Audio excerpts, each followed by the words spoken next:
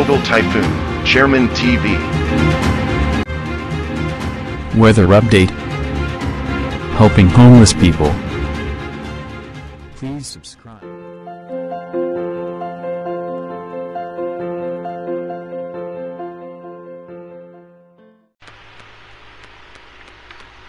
Magandang umaga po. Ito po ang latest update natin para nga po dito sa monitor natin na si Bagyong Aghon.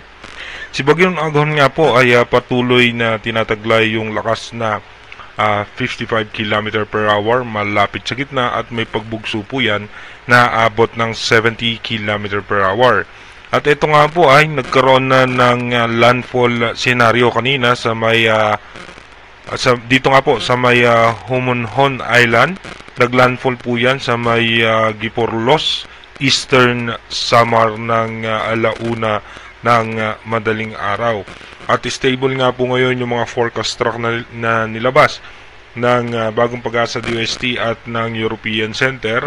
At ito po ay posible rin na magkaroon ng panibagong update mamaya po yan alas 10 ng umaga sa panibagong magiging direksyon ni Bagyong Aghon. Sa ngayon nga po dito po sa tropical cyclone wind signal ng Bagong Pag-asa DOST, nakataas ang storm wind signal number 1 sa Polillo Island, sa may Camarines Norte. Dito po sila sa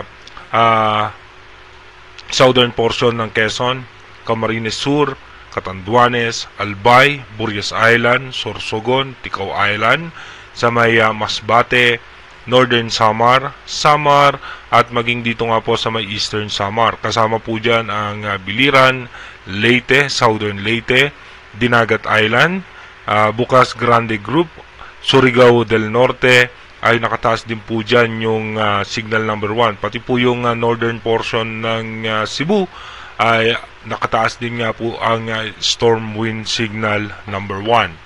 Ito naman po yung forecast track prediction na nilabas ng Bagong Pag-asa DOST kaninang alas 2 ng madaling araw.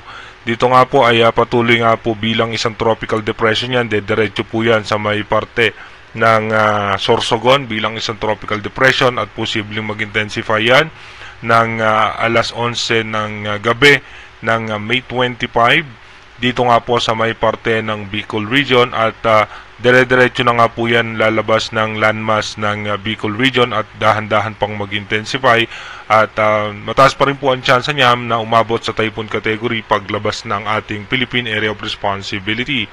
At ito naman po yung forecast track prediction naman nung ating European Center. Dito mapapansin nga po natin na posible nga po mamayang alas 2 ng hapon dadaan po yan dito sa Masbate. Asahan nga po natin na magiging masungit ang lagay ng panahon sa parte ng Masbate dahil may chance rin po na magkaroon ng landfall scenario dito nga sa may parte ng Masbate. At ito nga po ay dediretso. Dadaan po yan dito sa may Marinduque at papasok po yan ng Batangas. At dediretso naman po yan ng Laguna bago po yan lumabas dito naman sa may Quezon Province at dadaan po yan dito sa may Polillo Island at dito naman po ay dahan-dahan mag-intensify muli itong si Bagyong Aghon. Kung mapapansin nyo nga po hindi naman po nagkakalayo yung forecast track prediction ng Bagong Pag-asa DOST at ng ating European Center. Halos parehas lang. Dito po sa may European Center mas bahagyang bumaba yung kanyang dadaanan, pero sa Bagong Pag-asa DOST dito po dadaan yan sa may parte region. Iba yung pag-iingat at paghahanda nga po para sa ating mga kababayan dahil may dala-dala nga po itong mga pagbugso ng hangin at may mga malalakas na pag-ulan. Sana po nakapaghanda na yung ating mga kababayan dyan para nga po dito kay Bagyong Aghon.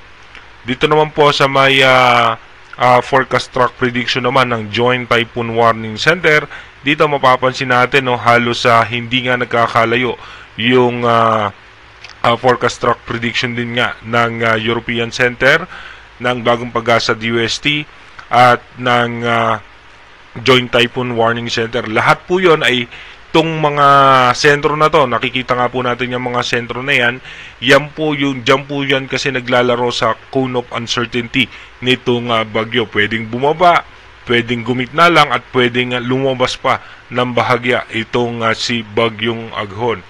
Bagamat ito nga po ngayon ay nananalasa na sa parte ng Samar, sana po ay nakahanda at ayos po yung ating mga kababayan dyan.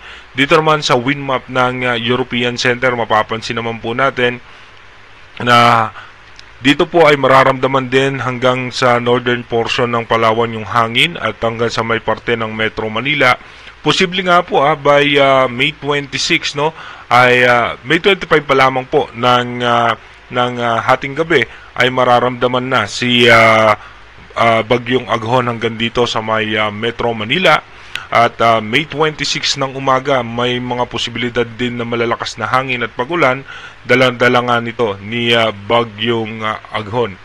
Again, inuulit nga po natin na bawat minuto nga po, malaki ang tsansa o posibilidad na magbago nga itong direksyon ni Bagyong Aghon. Kaya manatili tayong tumutok sa ating advanced weather forecast at sa mga nilalabas ng bagong Pag-asa DOST na forecast track para nga po dito sa dadaanan ni Bagyong Aghon. Mag-iingat po tayo palagi.